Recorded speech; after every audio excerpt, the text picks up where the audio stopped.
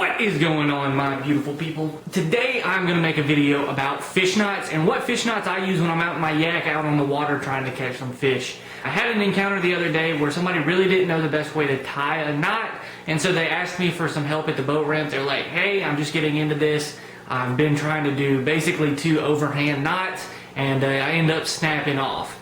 And kind of what I told them was, you know, you're putting probably too much tension on the line. They happened to be throwing monofilament, and it wasn't the best line. It came stock on the reel that they had purchased. And so I went through that with them. I said, hey, you know, the line you have, it's cutting into itself when you go to set the hook, and that's why you're losing fish. So I didn't know if there was anybody out here in the realm of YouTube that may be just now getting into fishing, or maybe you're just looking at some different knots to try out, because I didn't always use these knots. Without further ado, I'm going to get into what I think is the top 3 knots that any fisherman should use when heading out to the water. So the first knot is actually the first knot that I tied ever. It's the first knot that I was ever taught by my father when we started going out fishing. And I use this knot a lot for weightless Texas rigs. I use this knot a lot for crankbaits. I use this knot a lot on jigs. You know, I use this knot a good bit. And especially early on when I first started fishing, this was a knot that I probably tied 99% of the time. And more recently, it's probably the knot that I tie 75 to 80% of the time. But I have picked up a couple other knots that we'll talk about in this video. When it comes to tying this improved clinch knot, which is the knot that I'm going to be overlaying some footage of me tying on screen while I talk about it, it doesn't matter if you go through the open end of the hook, which I'm going to call the end with the point of the hook sticking out, or the shank side of the hook, or the closed end. It doesn't really matter where you go into the hook on that, because of the way that the eye and the line hooks up, it's pulling from the top of the hook. So it doesn't really matter where you start from with tying that.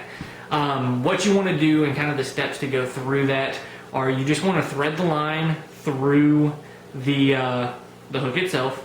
So, you know, go ahead, get your line ready, get your hooks out, and thread your line through the eye of the hook. Now, once you thread your eye through the hook, I always start like I'm tying my shoe with a simple overhand knot. And what that does is it goes ahead, it gets the line in there, and it gives you a base for your knot. Then all I do is I take the tail end of the line, which is the line that you've run through the hook. It's the end that doesn't have anything attached to it, and I loop it around my line. My dad always taught me when I was a kid that you want to do 1 loop for each pound of fish. I don't know how accurate that actually is, but generally 4 to 5 loops is going to do well. Then you want to take your tag in after you've done those loops, stick it back in to that original overhand knot that you tied to start with, and tighten that down. Now, as you'll notice, it starts to tighten down on the top of that overhand knot the way that I do it. When you go into monofilament and you go into fluorocarbon, those lines are pretty easy to fray. So I highly recommend that you get some spit on there to lubricate the line, and what that's going to do is it's going to help it slide down and settle on the hook of the eye properly. Another thing that I've learned that you can do is if you push down on the knot itself when you're doing it, after you've lubed it up and you know you get everything good to go, pull on your main line, push down on the knot itself, and then pull the tag in, and it should end up being nice and tight and ready to go.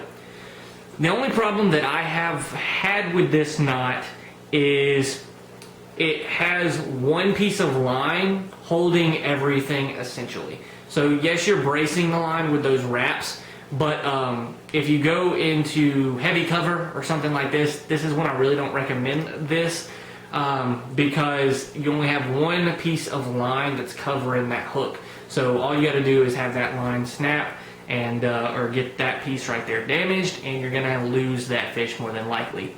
So that's why when I fish heavy cover, I actually tend to throw one of the other knots that we're going to talk about later in this video. The second knot that I would recommend that any angler learn is the Palomar knot. I'm sure if you watched any kind of fishing videos or anything like that, you've either seen somebody tie the Palomar knot or the improved clinch knot. They're probably the most commonly used and most versatile knots that you can use. So with the Palomar knot, a lot of the times what I'll do for this one is I've always learned to throw it on a spinnerbait because you're wrapping that lure in the line. Also, a lot of the times when I'm tying on jigs, I will throw on the Palomar knot. Use it often with crankbaits. I mean, I honestly use this knot with everything. And this knot, so what you would want to do is you would want to go through the eye of the hook, You would want to start with the hook facing towards you, and you want to run the line through the side with the hook pointing out. The reason for that is the Palomar knot is used a lot with finesse fishing, and we're going to talk about that in just a moment. But I'm going to grab the big hook here. You go in the front of the hook, and then you want to double back on yourself through the eye of the hook again, creating a loop in the line. So you want both, you want 2 strands of line in the hook. That's another thing that's really good about the Palomar knot is once this thing is tied, it is giving you 2 points of contact on the inside of the hook, on the inside of the hook eye. That way you're having basically double the line that you would have in the improved clinch on the inside of that eyelet.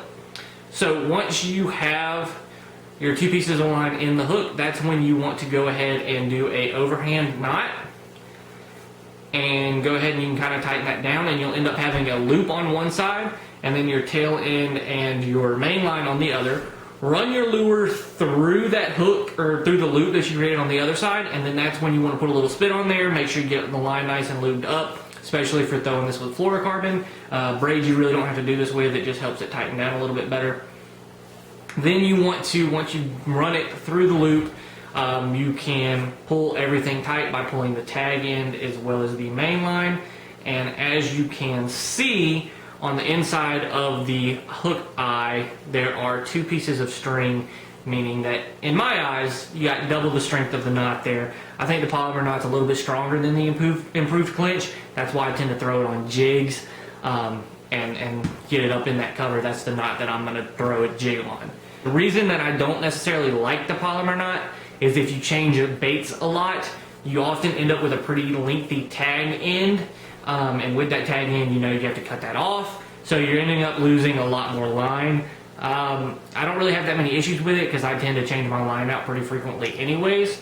But if you're trying to conserve line or don't have much on a pole, definitely be conservative with the way you tie your Palomar knots and make sure that tail end isn't that large. One more thing about the Palomar knot is I'm going to show it is if you are throwing any kind of drop shot, you need to use the Palomar knot. You need to start with the hook side or the point side of the hook, and when you get to the end of it, make sure you run the line back through the front of the eye from the hook side. And what that's going to allow that to do is sit on the line straight out like this, and then it'll allow your weight to sit on the bottom while you bounce your lure to the side of the line. It's just going to give it a way more natural profile, and anytime that you do throw any kind of drop shot or anything like that, I would definitely make sure to tie on the Palomar knot over the improved clinch and or this next knot that I'm going to talk about. Lastly is a knot that I learned about not too long ago actually, and it has been my absolute favorite knot to tie because, as you guys know, I love to throw a weighted Texas rig, and this knot is basically designed for the weighted Texas rig. So with the snail knot, you also want to make sure that you start with the point side of the hook instead of the shank side. And just one more time in case you haven't gotten it, the point side is right here and the shank side is over there. Once you have threaded the line through the front of that, all you really want to do is line up your line with the shank of the hook. You want to get a pretty decent tail end on this one as well. It's just going to help you out in the long run because you are going to work with the free end of the line.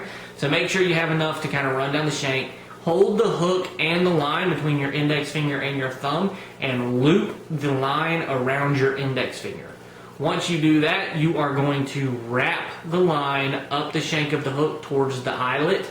And I guess again you could use the theory of 1 pound for the biggest fish that you or 1 loop for the pound of the fish that you're going to want to catch. Generally, I recommend 4 to 5 loops. Then what you're going to have is you're going to have the loop that you created with your index finger when you wrap the line around that, as well as your tail end. Just go ahead and get the loops that you want and then stick your tail end through that loop. Tighten it down with the tail end and then make sure you finish off by tightening up your main line. And what that's going to do is it's going to run the line through the hook and then, or through the eyelet of the hook, and then really you're holding on to the shank of the hook, and that eye is going to be what stops your line from sliding. Now, Britain, why do you want to throw this on a Texas rig? And pretty much solely the only time I do throw this is on a Texas rig with a weight. Well, when you are bouncing this along the bottom and you set the hook with a weight on there, that weight is going to slide down your line. And if you watch this eyelet, you know, your hook and your lure sitting like this, when that weight slides down, what does that hook do? It turns straight horizontal. And it goes from vertical to horizontal. What that is doing is, I will display with this hook and hopefully you'll be able to see it, is that hook is sitting like this, right? It's vertical. When the weight hits that eye, it goes to horizontal. What that's allowing is for your hook to shift in the fish's mouth, and it is then more likely to snag something when you set the hook. So when you are pitching, punching, anything like that with a weighted Texas rig, highly recommend the Snail Knot. That's the only knot that I'm going to be tying on my Texas rigs from here on out. Weighted, that is, weightless, I will probably still go with a Palomar knot or improved Clinch, and who knows, I might even tie on the Snail. Really, all of these knots are pretty versatile, but the only time that I use the Snail is any sort of Texas rig or soft plastic rig. Also, make sure you guys go ahead and hit the like button and subscribe if you have not already. I know most of you that are seeing this video probably have not subscribed, so I would really appreciate it if you did. Just go down, hit that red subscribe button, turn on those bell notifications if you like this content. Also do a lot of hunting content. And if you guys want to see the next video, I think I'm going to do how to rig soft plastics. So I'm going to be doing a lot more how-to videos as well as the fishing videos and vlogging videos, and I hope you guys really do enjoy that content. So if you have liked this content, once again, don't be afraid to hit that subscribe button. But as always, guys, thank you guys for watching today's video, and always remember, when nature calls, you better answer. Peace.